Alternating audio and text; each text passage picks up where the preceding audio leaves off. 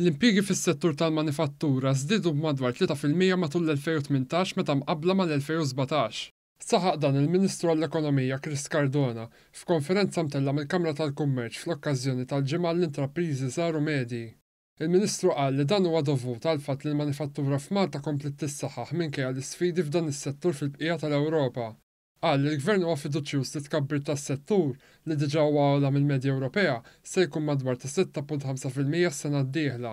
Fl-istess waqt, il-produzzjoni industrijali f'Malta żdiedet b'1.4% fil-waqt li l-produzzjoni fl-Unjoni Ewropea kienet ta' 1.2%.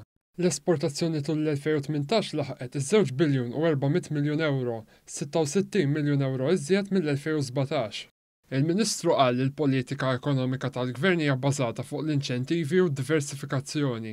Spjega li din tgħin biex pajjiżna jibqa' kompetittiv jekk ikun hemm tnaqqis fit-tkabbir fil-livell dinji.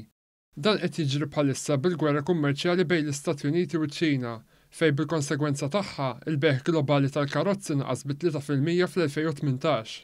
Li l-ekonomija ra tikber minħabba żewġ raġunijiet. Primarjament l-investiment dirett barrani li dieħel fil-pajjiż b'mod sostenibbli b'saħħtu u b'mod diversifikat. U il-konsum domestiku, ġifri l-fatt li għalkemm il-prezzijiet internazzjonali qegħdin jolew, xorta qegħdin naraw li f'Malta il-familji Maltin u Għawċin, il-ħaddiema Maltin u Għawċin qegħdin jonfqu iżjed. Intant, stħarriġ ippreżentat mill-Kamra tal-Kummerċ fost 60 kumpanija fl-industrija sab li sfida ewlenija hija nuqqas ta' ħaddiema. Ir-rapport jinnotaw wkoll li waħda mill-inqas sfidi rrapportati kienet dik tal-kontijiet tad-dawl u l-ilma. L-istħarriġ innotaw wkoll ċertu sfidi biex kumpaniji jimpjegaw persuni minn barra l-Unjoni Ewropea kif ukoll tnaqqis fir-riċerka u l-iżvilupp. Ġi wkoll innotat mis-survey in-nuqqas ta' research and development u allura Malt Enterprise ħatibda tara illi jkun hemm iżjed inċentivi li jistimulaw ir-riċerka u l-iżvilupp. L-istħarriġ ippropona li jitkomplew programmi bħal dak tal-apprentistat u li jitkomplew diskussjonijiet mal-Malta Enterprise sabiex jiġu offruti inċentivi lejn kumpaniji li jkunu lesti joffru trasport kollettiv lejn il-post tax-xogħol.